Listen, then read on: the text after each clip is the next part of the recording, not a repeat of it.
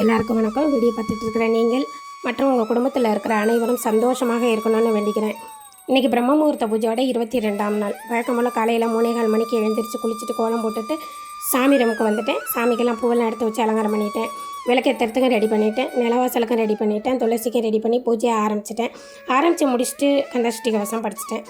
இன்றைக்கி அன்னபூரணிக்கு ஸ்பெஷலாக அலங்காரம் பண்ணலான்னு கிச்சனில் ரெடி பண்ணி வச்சுருக்கேன். கிச்சனில் அடுப்பெல்லாம் தொடச்சி சந்தன குங்குமம் வச்சேன். ஒரு ஸ்டாண்டு வச்சுருக்கேன், அதுக்கும் மஞ்சள் குங்குமம்லாம் வச்சு அதில் தான் சாமி எல்லாத்தையும் வச்சு அலங்காரம் பண்ணியிருக்கேன். அம்மியும் வச்சுருக்கேன், அதில் சந்தன குங்குமம் வச்சு அதை ரெடி பண்ணிவிட்டேன். பூஜை ஆரம்பிச்சிட்டேன். எல்லோரும் தெரிஞ்சுக்கிறதுக்காக அன்னபூரணியை பற்றி ஒரு சில வார்த்தைகள். சிவனை பார்வதி கண்ணை மூடுறாங்க.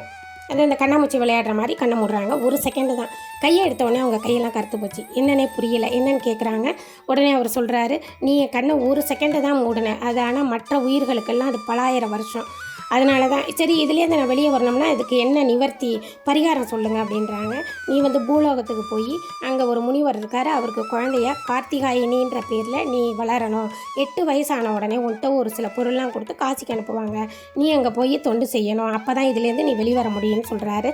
அதே மாதிரியே பிறக்கிறாங்க. 8 வயசான உடனே பொருளெல்லாம் கொடுத்து அனுப்புகிறாங்க காசிக்கு. இவங்க போகிறாங்க.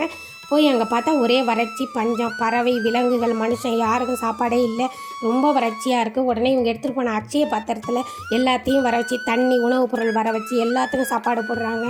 இது விவரம் தெரிஞ்சு ராஜா, யார் அது இப்படி ஊருக்கே உணவு போடுறது, என்னால் ஒன்றுமே செய்ய முடியலையே அப்படின்ட்டு அந்த அம்மாவை வர சொல்லுங்கன்றாரு. அம்பாள் நான் வரமாட்டேன், அவரை இங்கே வர சொல்லுங்கள் அப்படின்னு சொல்கிறாங்க.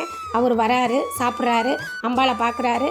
இது சாதாரண மனுஷி கிடையாது, அம்பாள் அப்படின்னு விழுந்து தரிசனம் பண்ணுறாரு. மற்ற எல்லாருமே தரிசனம் பண்ணுறாங்க அப்படின்றத ஐதீகம். இதுதான் சொல்கிறாங்க. இப்போ ஒரு தடவை பிரம்மாவும் விஷ்ணுவும் சிவன் யார் பெரியவங்கன்னு சொல்கிறப்ப பிரம்மா நான் தான் பெரியவன்னு தலையில் தட்டுறாரு.